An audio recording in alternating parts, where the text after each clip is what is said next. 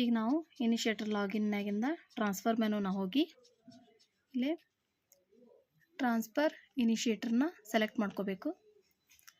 Transfer ಇನಿಷಿಯೇಟರ್ನ select ಮಾಡ್ಕೊಂಡ್ಮೇಲೆ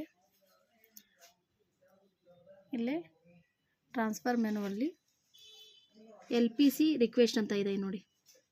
LPC ರಿಕ್ವೆಸ್ಟ್ನ ಕೊಡಬೇಕಾಗತ್ತೆ. LPC request ಕೊಟ್ಟಾದಮೇಲೆ ಇಲ್ಲಿ ಸಿಬ್ಬಂದಿಯ ಹೆಸರು ಡಿಸಿಗ್ನೇಷನ್ನು ಇಲ್ಲಿ ತೋರಿಸುತ್ತೆ. ಆಮೇಲೆ ಆ್ಯಕ್ಷನ್ ಬಟನ್ ಮೇಲೆ ಕ್ಲಿಕ್ ಮಾಡಬೇಕು.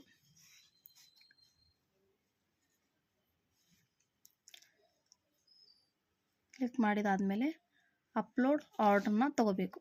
ಇಲ್ಲಿ ನಾವು ಟ್ರಾನ್ಸ್ಫರ್ ಆರ್ಡರ್ ಡೀಟೇಲ್ಸ್ನೆಲ್ಲ ಫಿಲ್ ಮಾಡಬೇಕು. ಎಲ್ಲ ಫಿಲ್ ಮಾಡಬೇಕು. ಈಗ ಟ್ರಾನ್ಸ್ಫರ್ ಆರ್ಡರ್ ಡೀಟೇಲ್ಸ್ ಇದ್ದಲ್ಲಿ ನಾವು ಪ್ರಮೋಷನ್ ಟ್ರಾನ್ಸ್ಫರ್ನ ಹಾಕಬೇಕು. ಎಫೆಕ್ಟಿವ್ ಡೇಟ್ ನೀವು ಯಾವಾಗ ಜಾಯ್ನ್ ಆಗಿರ್ತೀರಿ ಆ ಡೇಟ್ ಹಾಕಬೇಕು. ಇಲ್ಲಿ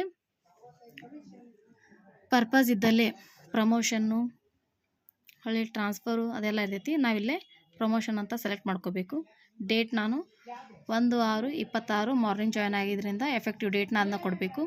ಇಲ್ಲೇ ಸಬ್ಜೆಕ್ಟ್ ಆ್ಯಂಡ್ ಡಿಸ್ಕ್ರಿಪ್ಷನ್ ಇದ್ದಲ್ಲಿ ನಿಮ್ಮದು ಪ್ರಮೋಷನ್ ಆಗಿದ್ದರೆ ಪ್ರಮೋಷನ್, ಇಲ್ಲ ಟ್ರಾನ್ಸ್ಫರ್ ಆಗಿದ್ದರೆ ಟ್ರಾನ್ಸ್ಫರ್ ಆರ್ಡ್ರನ್ನ ಹಾಕಬೇಕು. ರೆಫರೆನ್ಸ್ ಸೇಮ್ ಇರುತ್ತೆ. ಇಲ್ಲೇ ಅದು ಆಫೀಸ್ ಮೆಮೊರಾಂಡಮು, ನೋಟಿಫಿಕೇಷನ್, ಆರ್ಡ್ರ್, ಸರ್ಕ್ಯುಲರು ನಿಮ್ಗೆ ಯಾವ್ದು ಬಂದಿರುತ್ತೆ ಅದನ್ನು ಹಾಕಬೇಕು. ನಾ ಇಲ್ಲೇ ಆಫೀಸ್ ಮೆಮೊರಾಂಡಮ್ ಹಾಕಿದ್ದೀನಿ. ರೂಲು, ಈ ಪ್ರಮೋಷನ್ ರೂಲ್ಗೆ ಏನೈತಿ, KCSR ರೂಲ್ ಏನೈತಿ 42B ಪ್ರಕಾರ ಇದು ಸ್ಥಾನಪನ್ನ ಪದೋನ್ನತಿಯಾಗಿ ಆಗಿರುತ್ತೆ. ಇಲ್ಲಿ ಅಪ್ಲೋಡ್ ಇದೆ ನೋಡಿ, ಅಪ್ಲೋಡ್ LPC ಅಂತಿರುತ್ತೆ. ಇಲ್ಲಿ ನೀವು LPCನ ಆಲ್ರೆಡಿ ಡೌನ್ಲೋಡ್ ಮಾಡಿ ಇಟ್ಕೋಬೇಕಾಗತ್ತೆ. ಡೌನ್ಲೋಡ್ ಮಾಡಿದ್ದನ್ನು ಈಗ LPCನ ಸೆಲೆಕ್ಟ್ ಮಾಡಿಕೊಂಡು ಈಗ ಅಪ್ಲೋಡ್ ಮಾಡ್ತಾಯಿದ್ದೀನಿ. ಈಗ ಅಪ್ಲೋಡ್ ಆದಮೇಲೆ ಅಪ್ಲೋಡ್ LPC ಇದೆ ನೋಡಿ, ಇಲ್ಲೇ ಅಪ್ಲೋಡ್ LPC ಇದ್ದಲ್ಲೇ LPCನ ಅಪ್ಲೋಡ್ ಮಾಡಬೇಕು. ಈಗ ನಾನು ಅಪ್ಲೋಡ್ ಮಾಡ್ತಾಯಿದ್ದೀನಿ.